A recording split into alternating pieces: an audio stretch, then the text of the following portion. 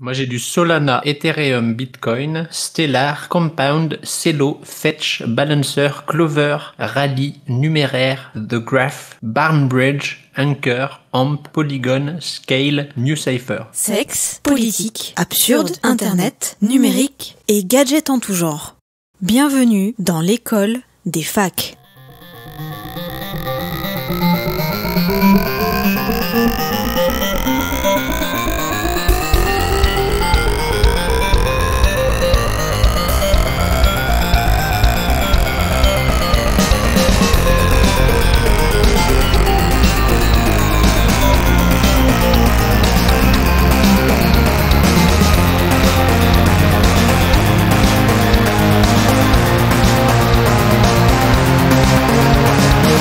Bonjour, bonsoir et bienvenue dans l'école des facs. Sortez vos crayons tout neufs, de vos trousses toutes neuves que vous avez sorties de vos 4 cartables tout neufs. Vous qui souffrez dans vos chaussures toutes neuves, c'est la rentrée. Ah non. Moi je veux bien des chaussures toutes neuves. Et avec moi ce soir dans la classe, nous avons Audrey. Bonjour Audrey. Bonjour. Bienvenue, c'est la rentrée. Je vais passer dans la classe d'après Je suis avec chez avis les grands positif, maintenant. mention très bien. Élève motivé. Ça va bien? La Oui, pêche? ça va, merci. Oui. C'est parti pour une nouvelle année. Oui. À côté de toi, il y a Julien qui est passé chez le coiffeur, qui a de belles ondulations, une jolie couleur. Et il est très très fier. Il lève la tête pour que tout le monde le voit. Ouais, moi, je vise déjà l'élection de délégué de classe. C'est mon objectif de l'année. C'est pour ça que j'ai tout misé sur mon physique. En Sur faisant ma des chevelure. promesses de choses qui ne sont pas du tout dans le scope d'un délégué de classe, comme instaurer une sortie à la piscine entre midi et 2 toute l'année. Voilà, et pouvoir choisir le film de fin d'année quand on aura fini le programme. C'est beau. Toujours à côté de toi, il y a Kepra. Bonjour Kepra. Bonjour, bonsoir. J'ai redoublé, je suis très content. Il faut rester longtemps à l'école. Car plus on reste à l'école, plus on apprend la même chose. Exactement. Et surtout, Et plus on évite la vraie vie. C'est ça. À côté de Kepra, il y a Simon. Bonjour Simon. Bonjour. Moi je suis plutôt là pour la réunion des anciens et anciennes de l'école, vu que je suis plus proche de l'âge de la retraite que de l'âge de la fin de mes études. Simon est plutôt le jeune prof qui vient en observation pour suivre Jeune les prof, cours. oui. C'est le Bientôt prof 42 ans, stagiaire. très jeune prof, ouais. L'assistant d'éducation. Par contre, j'ai quelques doutes que tu sois plus proche de la retraite, mais bon, c'est pas grave. J'ai Je quitté veux pas l'école te- très tôt. Oui, mais tu partiras à la retraite très tard. Bon, on verra. Si on en a une. Si on part à la retraite. À côté de Simon, il y a Sous-X. Bonjour Sous-X. Oui, salut à toutes et à tous. Sous-X qui, dans son cahier de texte, a eu comme observation de la maîtresse fait de la musique en cours au lieu d'écouter. Oui, mais je tiens à dire quand même que je vous ai saoulé avec ça, mais moi j'ai eu mon diplôme, pour de vrai. C'est vrai. Bravo c'est vrai. Sous-X. Bravo, Sous-X. Voilà, donc de nouveaux défis en perspective pour cette nouvelle année. Et enfin, au fond de la classe, mais pas parce qu'elle est cancre, Karen. Bonjour Karen. Ben, j'ai pris l'année dernière en cours, alors j'ai fait ce que je peux pour suivre tout le monde. Il faut dire que dans la salle de classe, les fenêtres sont ouvertes, il fait froid et le radiateur chauffe et il est au fond. Je suis maligne. Et bien voilà, j'ai fait le tour et je suis toujours Emric, toujours présent, toujours là. Toujours debout.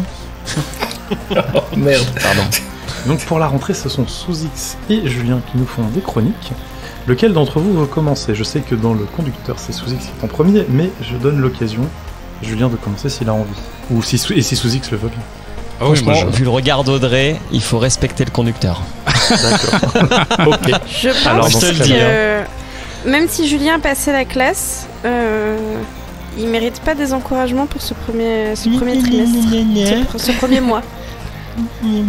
Voilà. Élève doué, Voilà mais ma pourrait répartie. montrer un peu plus d'implication dans son travail. Exactement. Des facilités. Comme ce que j'avais. Élève avec des facilités, Ah bah. mais bien trop dissipé. Et il en est fier. Je rêve. Alors, j'en étais fier. Anecdote, jusqu'à ce que, au conseil de classe, j'étais délégué et mon père était délégué des parents d'élèves. Horrible. Et je me faisais défoncer en direct. J'avais le droit à une session, mais c'était trop cool. Voilà. Horrible. Le plaisir. Alors donc c'est bah, Sous-X. Sous-X, c'est à toi.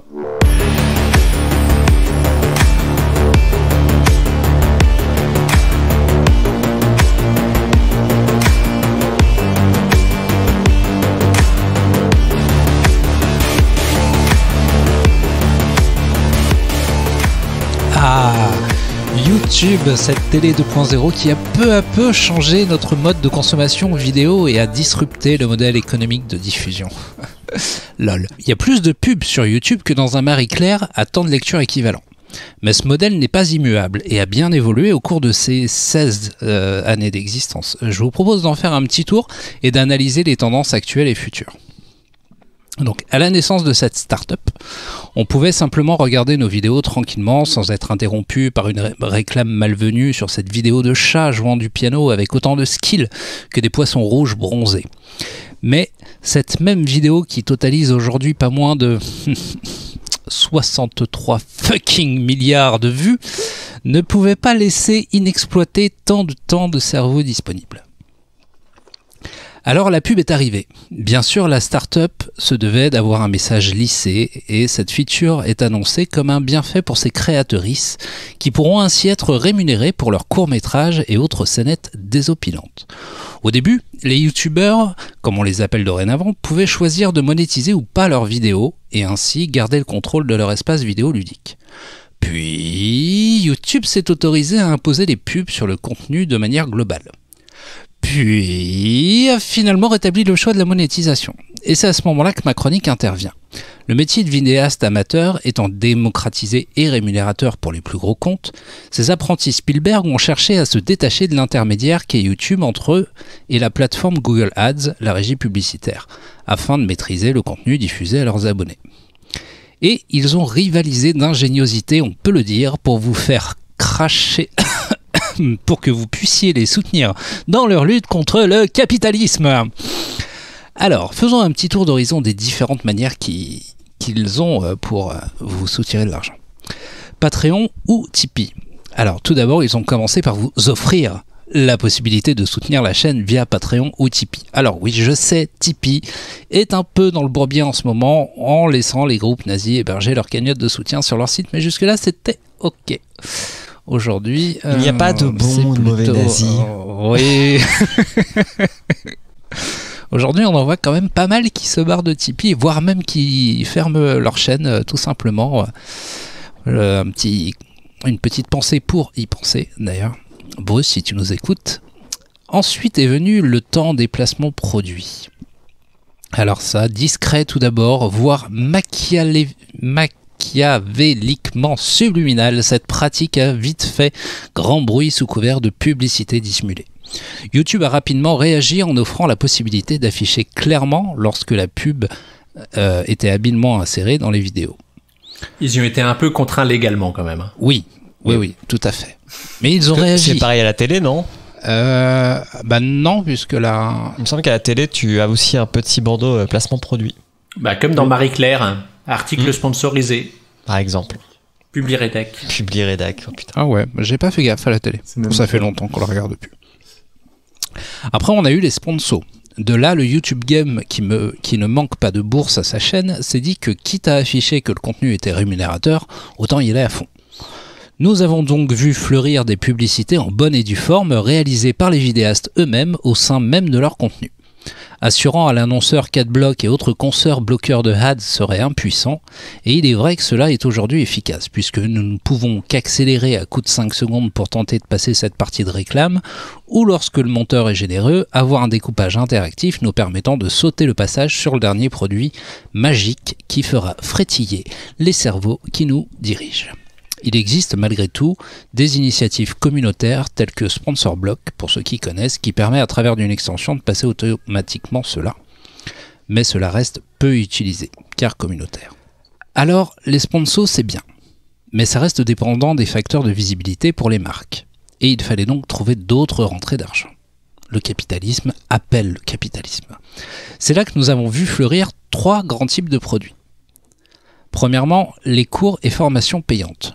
J'ai en exemple des youtubeurs que je suis, tels que CockAdmin, qui est administrateur système et dev, et qui a créé une formation sur GitHub, Corben, un influenceur tech que nombreux connaissent, qui tient un blog et vend une formation sur sa veille informatique, et divers youtubeurs qui viennent d'obtenir leur diplôme et vous vendent une formation complète pour réussir votre examen. Suivez ma chaîne souzix@bts.fr. Je ne manquerai pas de vous faire avoir votre mention. Nous avons. C'est quoi une formation sur la veille informatique? C'est quoi une formation? C'est sur les outils en fait qu'il utilise pour faire sa veille. Ok. Utiliser Google Reader. Et un flux RSS. Paix à son âme. Nous avons aussi le classique des livres. Squeezie a lancé un livre intitulé Tourne la page, un recueil de dessins, de jeux et de devinettes. Dans toutes les bonnes librairies. Physique, bien entendu, pas Amazon. Cyprien s'est également lancé dans l'aventure de la BD en lançant en 2015 2 tomes intitulés Roger et ses humains. Enfin, Enjoy Phoenix, elle, a lancé en 2015 son livre Enjoy Mary, qui relate son expérience du lycée. De la grande littérature en somme. Et enfin, le top du game at the moment, c'est les vêtements. Alors oui, il y avait déjà du merchandising, mais là on parle de vraies marques de vêtements. Squeezie a lancé Yoko. Ce sont principalement juste des vêtements floqués d'un design réalisé par son frère, donc ça va pas très loin. On a Space Fox qui se détache plus du lot, puisque la marque ne se contente pas de poser un logo sur du tissu, mais est réellement engagée dans l'élaboration du vêtement en tant que tel. Et aussi, il y a des projets qui sont associés à cette marque. Ça va servir à financer une asso Enfants du désert pour l'éducation, des projets scientifiques, des événements. Ainsi, il pourra réduire le nombre de vidéos sponsors. Tu n'as pas dit le nom du youtubeur. Amixem, il l'a dit. Avec Space Fox. Et en vrac, on en a quand même une pelletée qui ont fait ça. On a tous Imparfait et Parfait avec Tev de Ici Japon Corp. On a Unicorn pour Vodka qui fait principalement dans l'univers des BMX. Tsuki pour PewDiePie. Narmol pour Cyprien. 4Itch pour Micode. Team Shape pour Thibaut InShape. Pour ne citer que, bien entendu.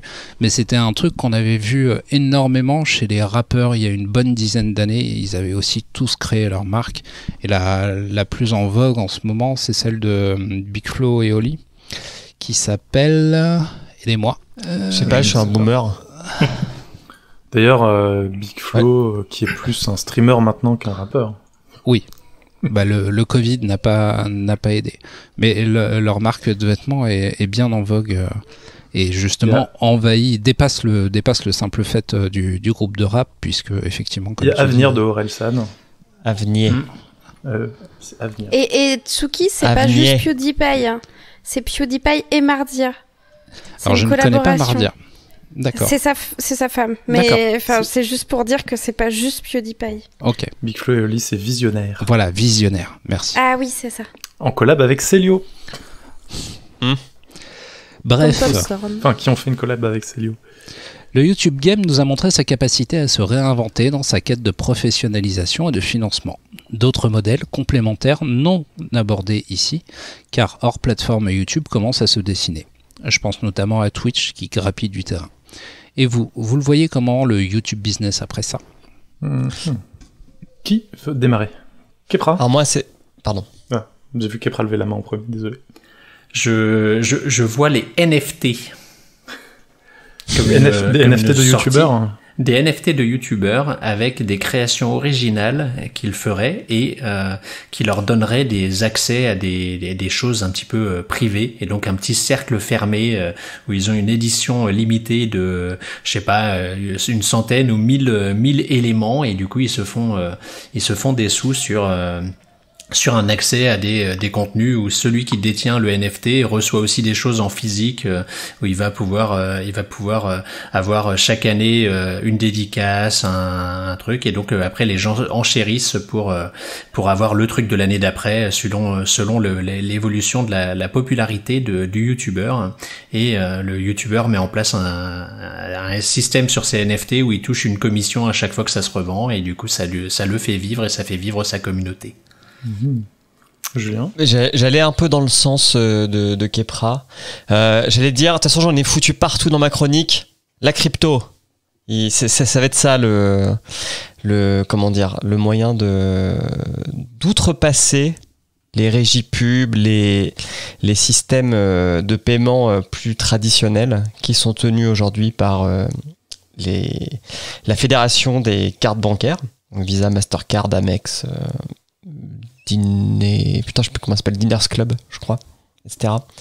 Parce qu'en gros, dès qu'eux te disent niet, je ferme le robinet, bah tu es obligé de t'astreindre à leur à leurs obligations. Et ça ne m'étonnerait pas. On commence à le voir sur Twitch. Donc il n'y a pas de raison que ça n'arrive pas sur YouTube. De voir des streamers passer par les cryptos en fait pour obtenir des sous. Tu veux dire donc du coup pour soutenir le streamer on payerait plus directement les crédits Twitch avec une carte bancaire, mais on achèterait d'abord, convertirait des euros en crypto et ensuite on achèterait après. Ouais. Mais pour confier direct au streamer ou youtubeur ou vous confierez à Twitch ou YouTube Gaming? Moi j'ai l'exemple en tête. Il y a une chaîne YouTube qui est très bien qui s'appelle Le Roi des Rats. Je sais pas si vous connaissez. Oh oui, mais pas pour de bonnes raisons. Ok. Qui fait des vidéos sur des sujets qui sont liés au web. Et il en a fait une il n'y a pas très longtemps sur les Twitch de casino en ligne. Et qui explique bien le mécanisme que pour contourner toute la législation liée aux jeux d'argent, en France notamment, des sites de casino en ligne en gros achètent une licence au Curaçao, mettent en place, tu payes tout en crypto, et après le streamer qui stream ses parties récupère une partie des gains en crypto. Parce que jamais PayPal, Stripe ou que sais-je aurait autorisé ça, quoi. Okay. Mais les NFT et les cryptos, ça reste encore... Enfin, genre, les cryptos, ça existe comme déjà depuis un petit moment. Ça reste un truc de super niche, alors qu'on parle de chaînes YouTube qui ont des audiences très très élevées, et je pense qu'il y a comme une minorité de gens là-dedans qui savent utiliser des cryptos ou acheter des NFT et qui savent déjà probablement pas ce que c'est qu'un NFT. Du coup, j'imagine bien que c'est une possibilité pour ces gens-là. Enfin, ça peut être une voie de grappiller un petit peu d'argent, mais de là à dire que ça sera une vraie source de revenus, moi j'y crois encore que moyen, parce que jusque-là tout ce qu'ils ont fait c'est juste suivre la voie de la diversification comme ça s'est fait dans tous les nouveaux médias, et d'abord ils commencent par se faire un truc pour se faire repérer, donc YouTube, et puis après ils ont de la visibilité, donc on leur demande de faire des livres, et puis de faire de la musique, et de passer à la télé, ou de faire des films, et puis c'est tout quoi. Puis ceux qui gagnent pas assez d'argent, qui sont pas assez visibles, ils feront rien d'autre quoi. Alors l'exemple que j'ai par rapport à mon cas du NFT, c'est un businessman entrepreneur, Gary Vaynerchuk, qui a lancé ses NFT, sa communauté V-Friends, où en fait il a fait des petits dessins qui n'ont pas particulièrement de prétention, mais qui en fait, il vend ça comme des cartes à collectionner et qui permettent d'accéder à différents biens matériels. Donc il y en a un qui permet d'avoir une session de 45 minutes d'échange avec lui. Il y en a un autre qui permet d'accéder à ses conventions, qui va créer spécialement dans ce cadre-là une convention accessible aux gens qui détiennent les NFT permettant de le faire.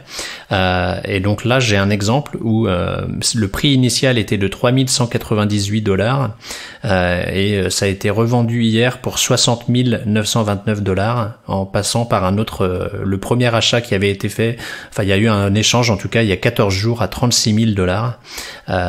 Donc a priori il y a des gens qui sont prêts à mettre beaucoup d'argent, et je pense que c'est ce lien entre le virtuel et le réel aussi qui peut leur apporter, et comme dans beaucoup de business, comme dans les apps mobiles, il n'y a pas forcément besoin qu'une grosse partie de la communauté soit prête à débourser des sous. Il y a quelques baleines qui vont potentiellement mettre le prix à payer pour avoir un lien plus en proximité avec leur youtubeur préféré. J'en suis pas convaincu, j'ai l'impression que les gens vont rapidement se brûler et que les baleines vont rapidement prendre le large et ne plus prendre de risques, pour continuer ta métaphore, parce que là on est en train de parler de mouvement opportuniste sur quelque chose de très rare. Les baleines, elles vont pas justement aller se poser sur tous les créateuristes qui existent. Et là, quand on voit qu'avec ce qui se passe sur Tipeee, toutes les créateuristes sont en train de paniquer, de devoir changer simplement de système de paiement pour le financement participatif, ces gens sont en train de paniquer totalement. Je pense pas que la NFT soit la solution qui va les tirer de l'embarras, quoi. Non, c'est assez illusoire. Hein. Je pense pas que ça va remplacer. Je pense que ça va être encore un œuf qui sera rajouté au panier. Oui. Et puis, dans un premier temps, ça va surtout se faire par des youtubeurs ou des streamers qui sont qui parlent déjà de ça, de nouvelles techno, de nouveaux trucs comme de nouvelles cryptos, etc. Je pense à André Gic peut-être qui pourra peut-être se lancer dans ce genre de choses. Il fait du conseil en finance et de la magie. Et en parallèle, il est très fan de Pokémon, donc en effet, il a un petit côté collectionneur qui fait qu'il pourrait être tenté de mixer les deux mondes. J'imagine que dans un premier temps, ça va être ce genre de profil qui va se lancer, puis petit à petit, il y aura des youtubeurs plus connus, plus mainstream, qui vont peut-être s'y intéresser parce que d'un côté, ce sera des youtubeurs un peu en place, qui ont de l'argent, qui ont dépensé, testé le truc, peut-être être convaincus par la chose, et du coup en parler soit dans leurs vidéos, soit dans leurs streams, et donc éduquer leur public à ça, et pour finir par lancer leur propre truc une fois qu'ils sentent que le public est peut-être prêt à suivre. Mais je pense pas que ce sera, que l'idée de Kepras devienne le modèle principal de financement. Très exceptionnel.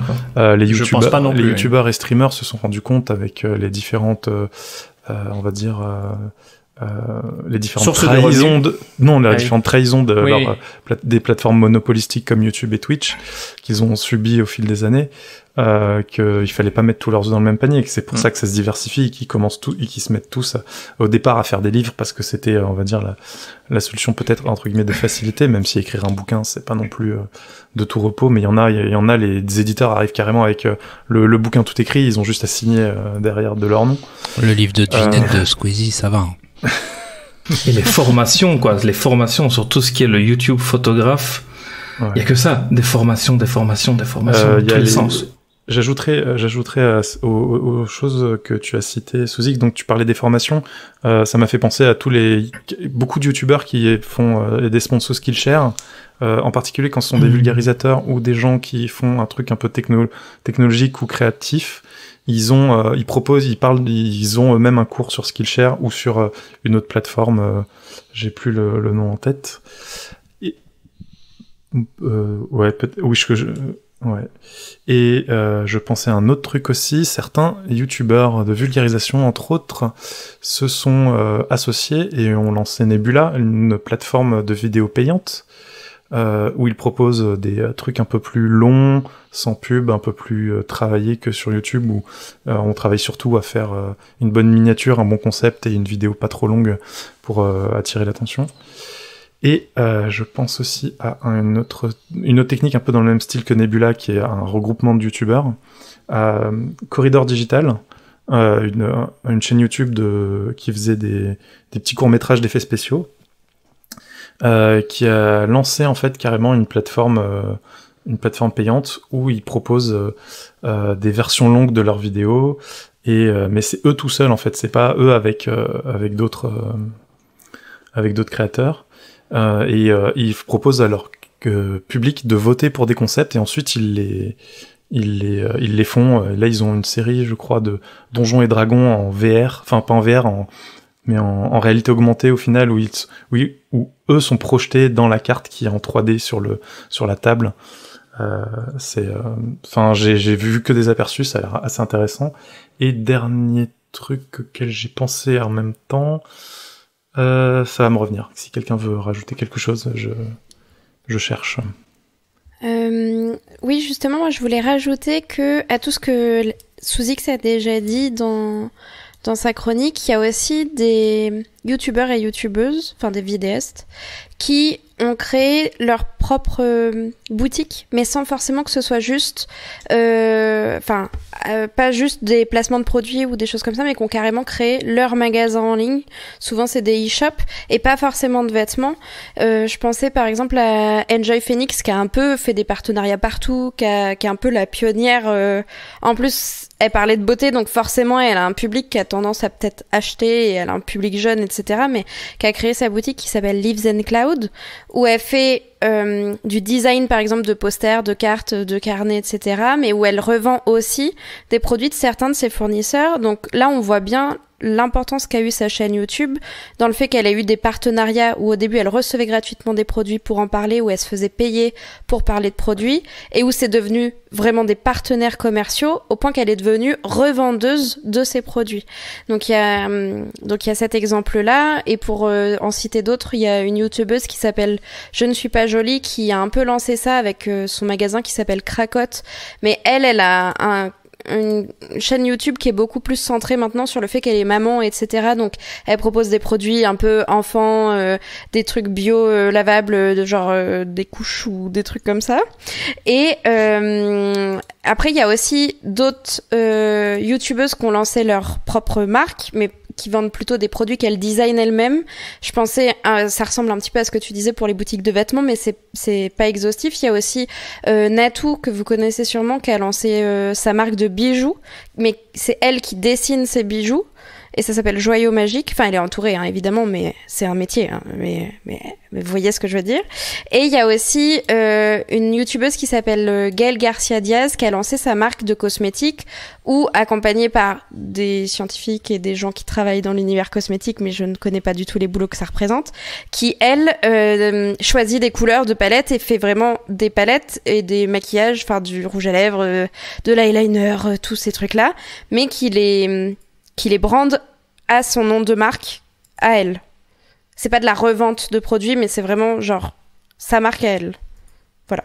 C'était juste pour ajouter un peu de trucs à ce que tu as dit. Du coup, à travers tout ce que vous êtes en train de dire, ce que je retiens, c'est qu'il reste pas beaucoup d'armes à YouTube pour faire du profit, parce qu'on voit clairement que tous les vidéastes ont trouvé des moyens pour faire sauter la case intermédiaire, et du coup empocher directement leur source de revenus. Et je vois pas trop comment YouTube va pouvoir tirer son épingle du jeu, parce que leur histoire de communauté où tu peux payer un abonnement pour faire partie du cercle particulier du YouTuber, ça a pas l'air de décoller plus que ça. Bah, en fait, je pense qu'ils ont juste loupé le coche, quoi. Et pas que YouTube, hein. Je pense aussi que, par exemple, tous les studios de jeux vidéo, les éditeurs, etc., toutes les maisons de disques qui sont en train de faire chier toutes les vidéos de réaction qui produisent pourtant du contenu parce qu'elles utilisent leur musique, tous les gens qui font du let's play, qui se font striker parce qu'il y a du contenu qui apparaît dans leurs vidéos alors que ça fait la promotion du produit qui est mis en avant dans la vidéo. Ces personnes-là sont aussi en train de se tirer une balle dans le pied, quoi. Très clairement. Et j'ai retrouvé ce à quoi je pensais. Si jamais vous trouvez que la plateforme de crowdfunding sur laquelle vous êtes est controversée comme Tipeee par exemple, et que vous voulez partir, pourquoi pas créer votre propre plateforme, comme l'a fait Linus Tech Tip, qui a créé Floatplane, une plateforme de crowdfunding streaming dans laquelle en fait il y a plein d'autres créateurs, et avec du coup tout un tas de... Donc pour pas se mettre sur Patreon Par contre, ils ont créé un OnlyFans. OnlyFans dont on n'a pas parlé, mais certains youtubeurs sont sur OnlyFans, pas forcément pour faire la même chose que ce que beaucoup de gens font sur OnlyFans, c'est-à-dire du contenu pour adultes.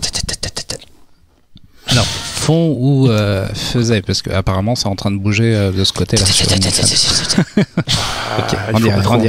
Il faut pas trop le dire. Mais... De toute façon, ils ont fait... Mais non, mais c'est dans ma chronique. Ah. D'accord. Ah. Mais il faut qu'on attende. Pas sa chronique. On l'aurait su si tu l'avais mise dans le conducteur. Oh putain. Oh là là. Je ne ferai plus de chronique. Je vais bouder. De toute façon, des conducteurs à la place. Il va falloir attendre 22 heures pour ta chronique, Julien. Donc il va falloir combler. Prends ça, le CSA. Voilà. Est-ce que quelqu'un a quelque chose à rajouter? Quelqu'un veut-il faire une conclusion? Non. Eh bien, la conclusion, ce sera la chronique de Julien. Ouais.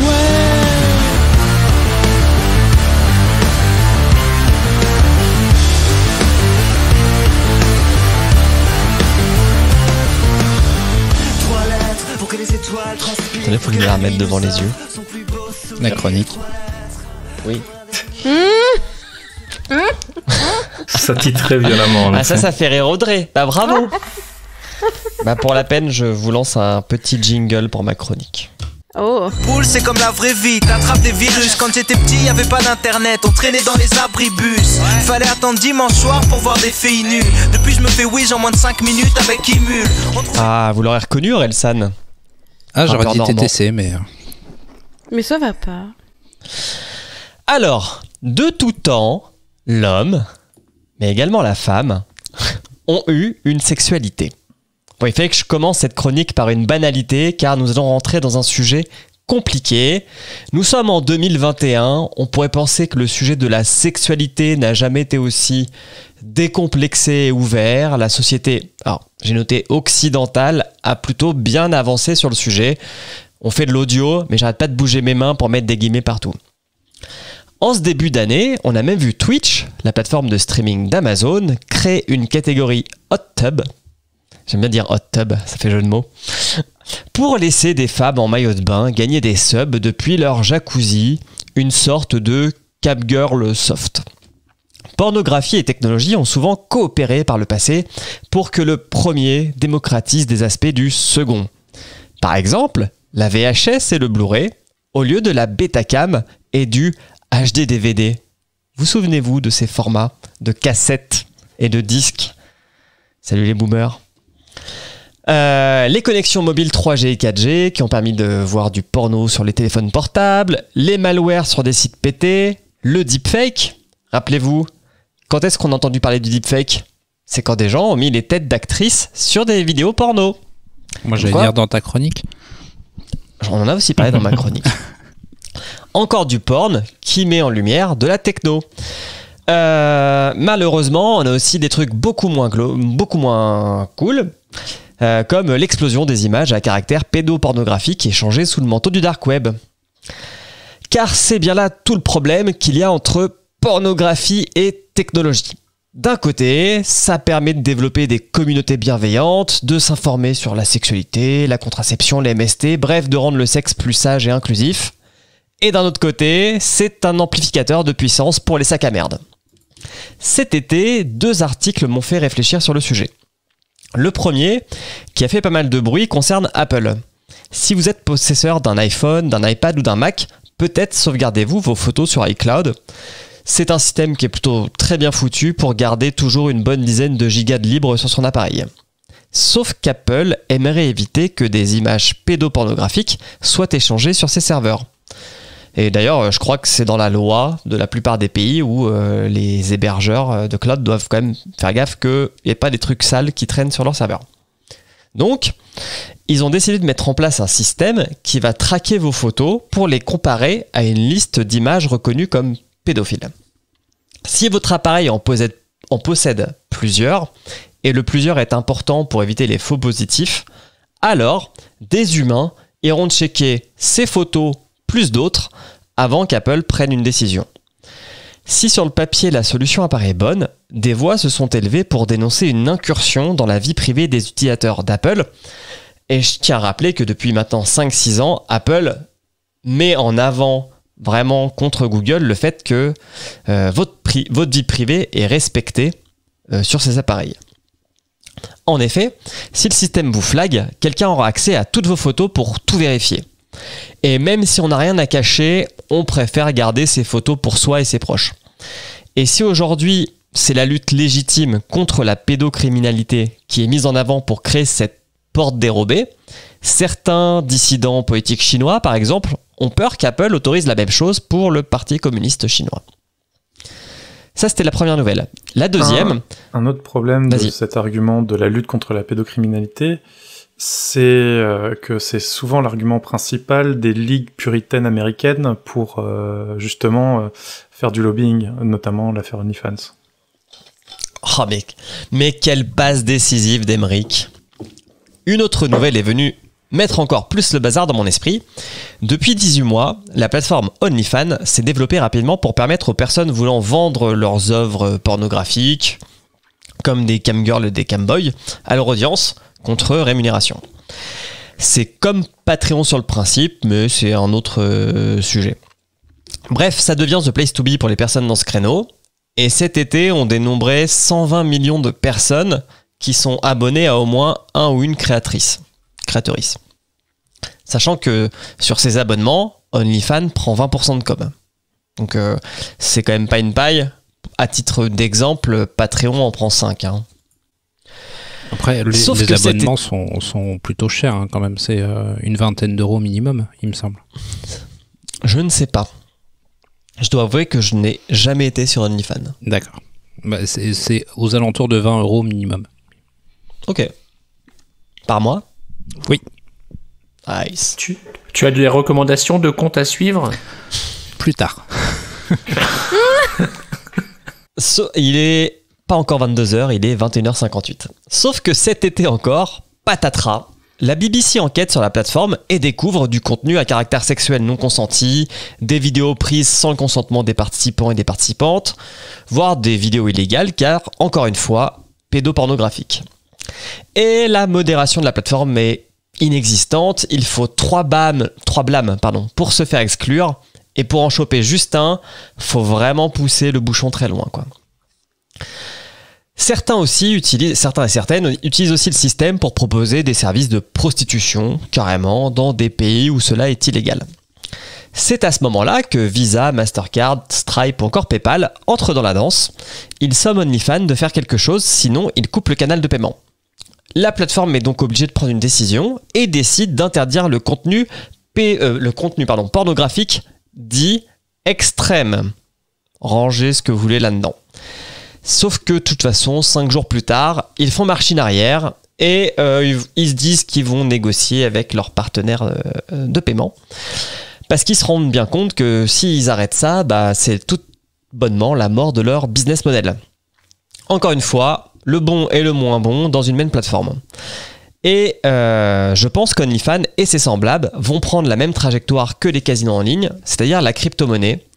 Car oui, je pense encore une fois que le porn va donner un gros coup de boost aux cryptos pour que des sites de ce type puissent s'affranchir des acteurs, on va dire, réguliers des systèmes de paiement.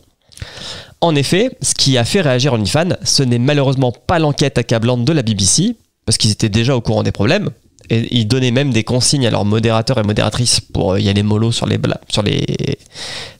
blâmes. Non, ce qui les a fait réagir, c'est quand on les a menacés de couper robinet. Et là, si vous demandez aux utilisateurs de payer en crypto plutôt qu'en CB, bien sûr, ils vont en perdre un bon nombre d'entre eux, mais pas toutes et tous. Donc c'est mieux que rien. Et je pense que ça ne va pas aider non plus à améliorer l'image des cryptos en général. J'ai fini. Merci Julien. Il y a Twitter aussi qui est dans le collimaster des ligues puritaines. Ah ouais ? Et pas TikTok ? Il n'y a pas de porno sur TikTok. Il se fait tu rigoles ? Ça se fait vite éjecter. Hein. Alors, ce regard lubrique de Julien pour dire que tu rigoles. Non, parce que encore maintenant ça m'arrive. Il n'y a pas de vidéo porno. Par contre, les lives, il n'y a vraiment aucune modération. C'est un truc de ouf. On n'a vraiment pas le même algorithme, Julien. Oui, j'y peux rien. Ça tombe là-dessus entre 2 vidéos de chat.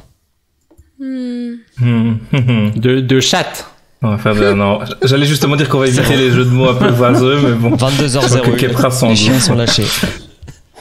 Ouais, et puis pour le coup, avec il y a globalement beaucoup de personnes assez jeunes qui dansent, sont très à l'aise avec leur corps et tout sur TikTok, donc ça pourrait être le réseau social rêvé des pédocriminels en tout genre.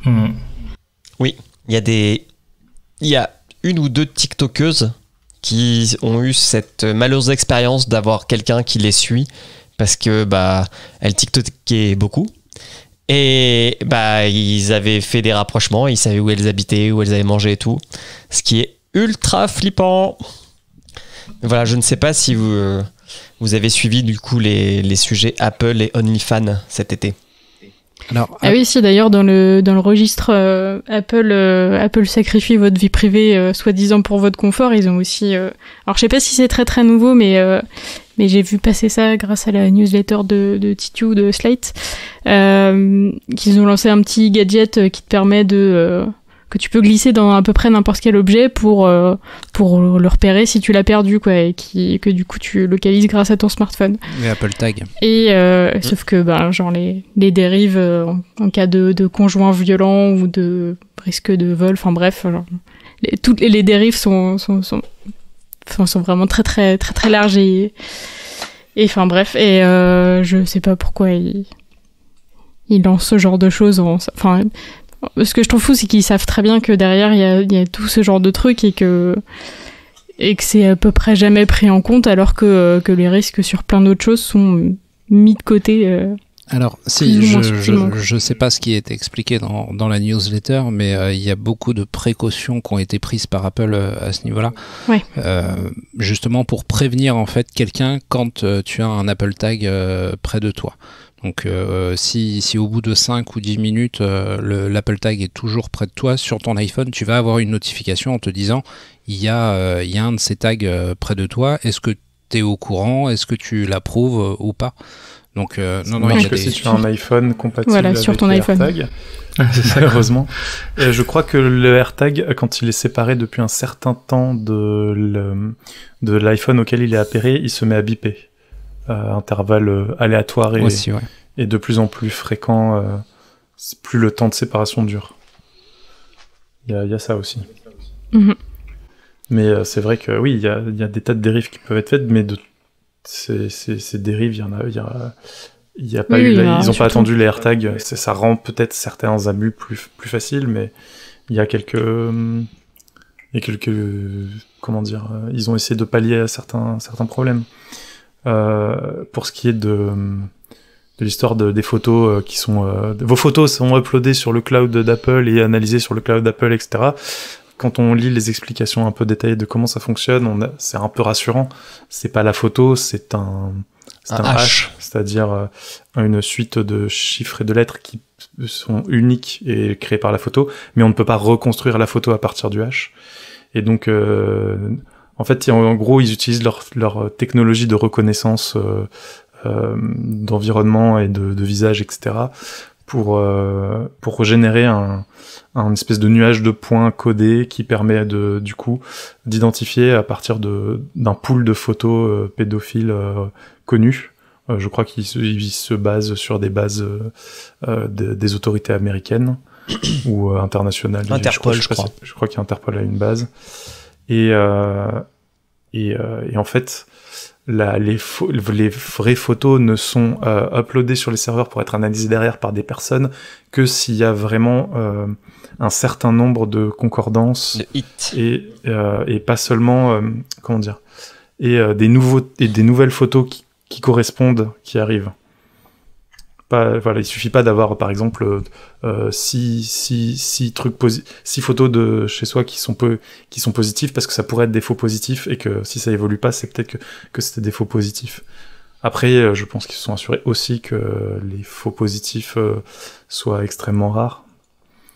Mais c'est plutôt rassurant, et je crois que aussi même l'analyse du nuage de points, du hash, est fait côté iPhone. Sur le téléphone, ouais. Ouais. Donc il y a rien qui part dans le. Je crois d'ailleurs que c'est avant que les photos partent dans le cloud pour être vues par des enquêteurs. Il y a le hash des photos qui est envoyé dans le cloud pour être analysé plus en profondeur, pour recouper avec d'autres. Enfin, c'est voilà. Oui, normalement, ils font ça. Le système devrait que tous autour de la table, là, si on a des iPhones, jamais ça devrait ouvrir la porte de notre iCloud à quelqu'un d'Apple. Et ils ont. Mais je comprends les inquiétudes des gens, en particulier. Enfin, ça reste quand même, une intrusion dans le contenu privé. Il y avait eu un autre problème autour de ça, puisqu'il parlait aussi de flouter les photos que les enfants recevaient, les utilisateurs en règle générale. Ça c'est un autre truc en parallèle. Sur iMessage. Ouais. pour éviter tous les contenus qui pouvaient être choquants, et demandait en fait une confirmation pour voir l'image avant de pouvoir la déflouter. Inclus dans le mode protection parentale, les photos par défaut sont floutées sur les iMessage des enfants. Et sinon, je trouve ta réflexion entre la crypto et le porno très intéressante et très vraie au final, puisque c'est quelque chose qui dans le dark web est déjà plus ou moins démocratisé, puisque une grosse partie se passe en crypto là-bas. Donc c'est sûr que OnlyFans, qui est le TikTok pornographique de nos jours, enfin il y a que le porno qui pourra effectivement faire bouger les choses à ce niveau-là, et les gens sont prêts à payer. Enfin OnlyFans, il manque pas de contributeurs, donc sachant que Pornhub et tout le conglomérat qui est derrière est aussi dans le viseur de Visa, Mastercard, etc. Oui, ils l'ont déjà fait bien sentir, parce que Pornhub a dû faire un gros nettoyage de sa base de vidéos dans les 6 derniers mois là, à cause de pas mal de pédopornographie aussi. Donc, mais c'est les banques qui sont à l'origine de ça. Hein. Je sais plus où j'ai entendu, mais ils ont fermé toute la partie amateur non professionnelle. Ouais, ça. Ils ont ils ont fermé tous les ils ont retiré la possibilité aux comptes de publier des vidéos, aux comptes qui ne sont pas validés et reconnus. Ceux qui déclaraient pas leur identité en fait. Rappelons que, pour info, Pornhub est visité chaque mois par 3,5 milliards d'internautes. Et tu nous as pas mis le petit générique de Pornhub sur ta soundboard. Alors tiens, je l'ai. Attends, il est là. Mais non. Si. Ah, non. C'est pas Pornhub, ça. Ça. Ce que j'utilise dans mes streams. Et c'est en France ou en Europe que de toute manière cette question ne se posera même plus une fois qu'ils auront bloqué l'accès aux 8 sites principaux, étant donné que il n'y a pas aucun moyen mis en œuvre par ces sites pour s'assurer que les mineurs y accèdent. Sont majeurs. Ah. Ça va être le retour de veuillez entrer votre carte de crédit pour prouver que vous êtes majeur. Oui, c'était la blague d'utiliser France Connect. Sachez que comme PayPal a déjà coupé les vivres à Pornhub permet déjà de payer en crypto. Je sais pas si c'est beaucoup utilisé, mais on peut payer en Verge et en Tether. Sachez-le. Comme c'est poétique. Et tu t'es pas trop étendu sur le problème que la catégorie sur Twitch des hot tubs pouvait poser d'un point de vue financier pour les créatrices dans leur piscine. Quoi qu'on l'avait déjà plus ou moins évoqué la dernière fois, il me semble. Mais, pour moi, il n'y a pas de problème dans le sens où Twitch... Parce que, de mémoire, en gros, il y a des... Je vais appeler ça des vieux cons qui avait dit « Oh là là, Twitch, c'est pour jouer aux jeux vidéo. Depuis quand il y a des meufs en bikini qui font plus de vues que moi sur Twitch ?» Twitch a répondu « On va leur créer une catégorie parce que je sais plus dans quoi elles étaient. De toute façon, on s'en fout. » Et depuis, j'ai pas l'impression que ça ait bougé, à moins que je sois totalement à côté de la page. Non, mais c'est surtout au niveau publicitaire, parce que les publicitaires peuvent plus facilement écarter ce genre de contenu. Et donc font baisser une partie des revenus, des revenus de ces Twitchers. Alors, franchement, je sais pas quel est le ratio sub pub pour ces comptes-là. D'ailleurs, je voudrais pas dire de bêtises, mais faut vraiment avoir beaucoup de viewers pour que la pub ça soit plus rentable que les subs. Hein. Sachant que c'est September en plus. C'est vrai, il y a des trains de hype à tout va sur Twitch. Ça fera l'objet d'une nouvelle chronique qui ne sera pas mise dans le conducteur. Kepra, je t'ai vu lever la main, tu voulais rajouter un truc ? Non, rien du tout. Je confirmais la décision en attente parce qu'il y a 2 associations donc qui ont demandé à ce que les fournisseurs d'accès Internet français bloquent l'accès aux 9 sites pornographiques les plus consultés en France. Parce que justement, ils ne mettent rien en œuvre pour. Donc nous attendons cela pour le 8 octobre. Donc peut-être qu'il n'y aura même pas moyen d'accéder à des contenus pour adultes en France bientôt. Et quand tu dis blocage de porno en France sur l'internet, c'est incroyable, français. Incroyable. C'est-à-dire c'est en tout cas ce que croit e-enfance et la voix de l'enfant. Ils vont faire un blocage DNS. Waouh. Sachant que c'est quoi ? C'est un tiers du trafic de l'internet mondial, le porn ? Oh, c'est plus. Oh, ça m'étonne pas. Non, parce que plus de 80% c'est des bots. Tu n'as pas dans ta soundboard la chanson The Internet is for porn. The Internet is for porn. Non, tu ne l'as pas. Je ne l'ai pas. Dommage. Je la connaissais même pas, tu vois. Ah bah, c'est une référence de boomer, je suppose. Un vieux classique. Quelqu'un aurait-il quelque chose à rajouter ? Une conclusion ? Peut-être que Sous-X aurait un message à faire passer. Un message, oui, bien entendu. Puisque nous en avons fini avec toutes ces cochonneries et ce monceau d'argent crypté. Écoutez. Nous faisons partie d'une association, que dis-je, un label de prestige. Ce label n'est pas sur Tipeee. Et non, mes amis, ce label a eu le bon nez d'aller sur Patreon. Donc, je vous encourage... Attends, Patreon n'est pas à l'abri. Hein. Ouais. Calme-toi. Temporairement. Ne fanfaronnons pas trop. Pour le moment, quand on enregistre cet épisode, c'est encore respectable, dirons-nous. Donc, je vous invite à aller sur patreon.com/podcut pour soutenir le label et, bien entendu, votre podcast préféré ici présent que vous écoutez. Mais je vous invite aussi à aller voir sur podcut.studio l'intégralité des différents podcasts qui sont produits par le label. Vous y trouverez sûrement plein de bonnes choses, dont peut-être une nouvelle saison de La Réponse D, me semble-t-il. Oui. Et puis aussi c'est pour dans pas très longtemps. Mes chers collaborateurs de l'école des facs, est-ce qu'il va y avoir une suite à Fac Starter, à la revue de presse des podcasts, à OK Boomer ? Oui. J'ai envie de mettre le son de TikTok. Oui. Donc voilà. Oui.